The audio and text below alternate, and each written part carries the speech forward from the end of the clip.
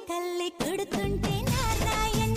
అన్ని చీరమ్మ బెణికింది నారాయణ నువ్వు జోలాలి కొడుతుంటే నారాయణ ఉన్న నిదరమ్మ బెదిరింది నారాయణ జడతోటి కొడితే చక్కెర పెట్లు పడతా రబ్బి కొట్టేయన్న కుడికన్ను కొడితే కాకినాడలు పడతావు ఒల్లమ్మి కొట్టేయన్న